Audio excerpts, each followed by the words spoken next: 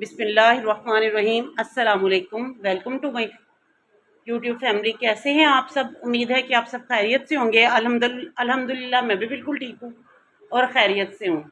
यहाँ पे बच्चे शावर लेके फारिग हो चुके हैं और अब ये मांग रही है नाश्ता। इन्हें मैं देने लगी हूँ नाश्ता। और आज बारिश की वजह से मौसम इतना ख़राब हो रहा है ना कि हद से ज़्यादा। मैंने बेडशीट्स वगैरह चेंज की हैं क्योंकि मुझे ना उलझन हो रही थी। जब तक मैं एक दिन छोड़ के एक दिन बेडशीट चेंज ना करूं तो मुझे बिल्कुल अजीब सा फील होता है, जैसे घर फुल मैसी हो रहा है। तो अब देती हूँ मैं बच्चों को नाश्ता और बाकी घर फिर मैंने क्लीन कर लिया, सिर्फ किचन रह गया। ये ईमान की तरफ देखिए, डांस कर रही है, ये शोखी हुई है ये।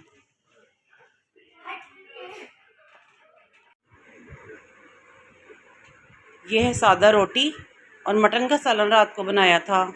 मुहीत को मटन नहीं पसंद, लेकिन मटन की ग्रेवी जो है ना, उसका मसाला वो शौक़ से खाता है।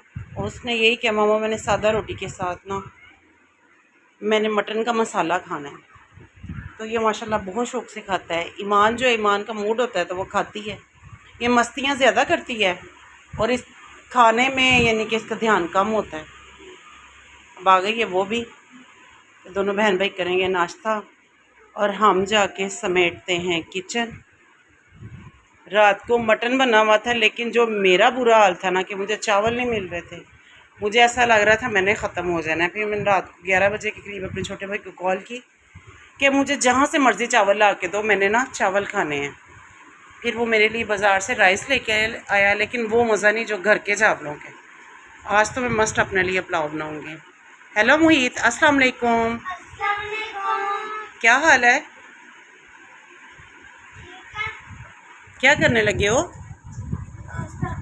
चलो जी, अब आप अपने नाश्ते को एंजॉय करो और मामा किचन एंजॉय करती है। मैं जा रही हूँ किचन में काम करने के लिए।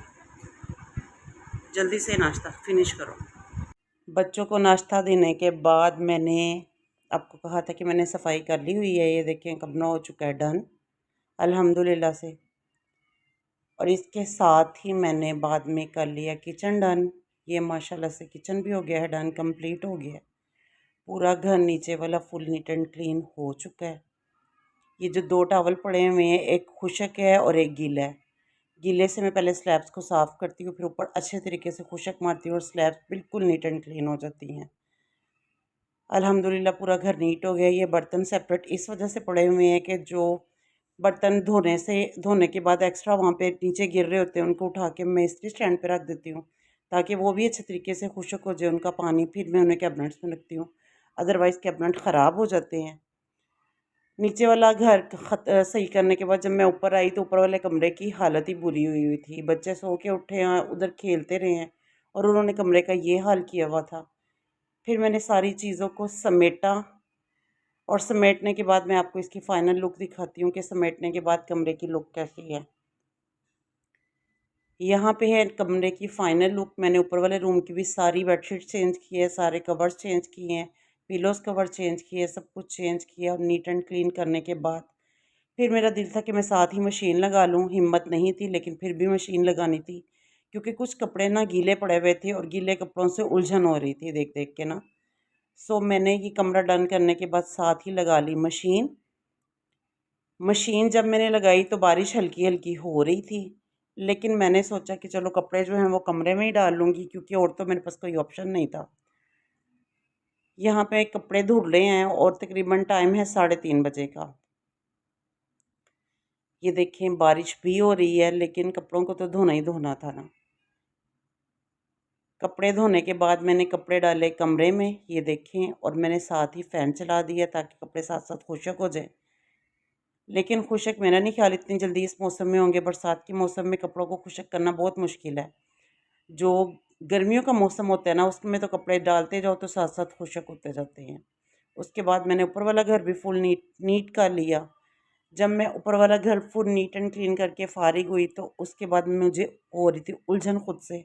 मैंने शावर लिया, शावर लेके मैंने नमाज़ असर पढ़ी। असर की नमाज़ पढ़ने के बाद जब मैं नीचे गई तो मुझे बच्चे कह रहे थे मामा छत पे चलें, तो मैंने कहा चलो ठीक है अब हम छत पे चलते हैं। तो छत से पे जाने से पहले पहले जो था ना, मुझे वो यखनी जो थी पुलाव के लिए वो मुझे चूल्हे पे चढ़ानी थी। यहाँ पे मैंने यखनी चूल्हे पे रखी है और चावल लेके मैं चली गई छत पे के चावल भी ऊपर ही साफ़ कर लेती हूँ।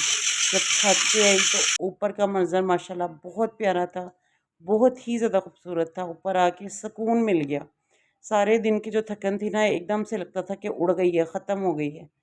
लेकिन वो ज़हनी तौर पे ख़त्म हुई थी, फ़िज़िकली तौर पे मैं बहुत थक चुकी थी। मुहीत यहाँ पे साइकिल के साथ खेल रहा है और ईमान भी खेल रही है। और ये सामने वालों के बच्चे भी छत पे चढ़े हुए हैं, वो भी खेल रहे हैं। इनके आपस में काफ़ी ज़्यादा फ्रेंडशिप है, बातें करते रहते हैं।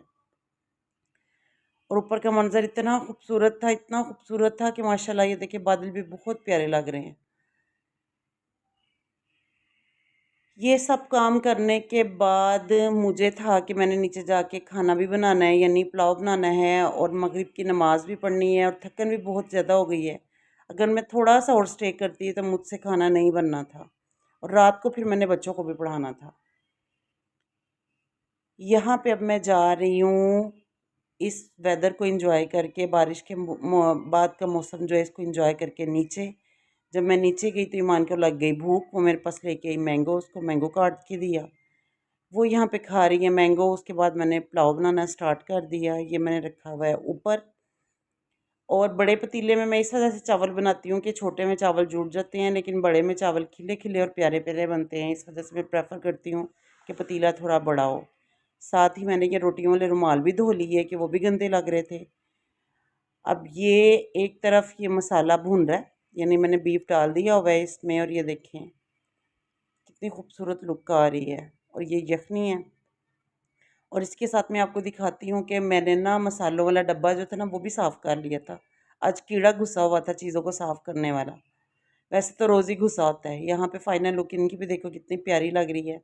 सारी चीज़ें साफ़ सुथरी हों तो घर बहुत प्यारा लगता है। चाहे छोटा हो, चाहे नॉर्मल हो, इतना ज़्यादा वेल डेकोरेट ना हो, लेकिन नीट हो तो घर अच्छा लगता है। यहाँ पे पुलाव का होने वाला है एंड।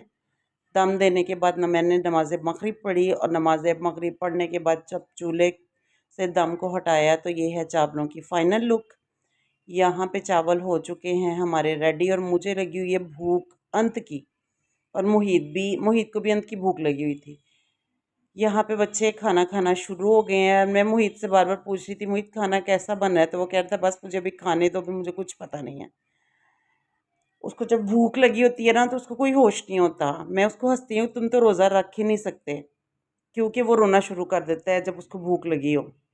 वैसे भी वो 7 साल का है। अभी हम खाना खा ही रहे थे तो मेरे हस्बैंड भी आ गए। उन्होंने भी अल्हम्दुलिल्लाह हमारे साथ ही खाना खा लिया और इस तरह हम इकट्ठे यानी खाना खा के फारिग हो गए थे।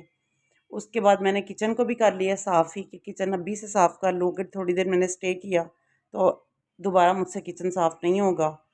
ये पतीला इस वजह से रखा हुआ है कि हमारी सेकंड शिफ्ट रात को चलेगी। चले जी अब वीडियो को एंड करते हैं। अगर आपको मेरी वीडियो अच्छी लगी हो तो मेरी वीडियो को लाइक करें, शेयर करें, सब्सक्राइब करें और बेल आइकन का बटन दबाना मत भूलिएगा। मिलते हैं आपसे अपनी नेक्स्ट वीडियो में, तब तक के लिए अल्लाह हाफ़िज़।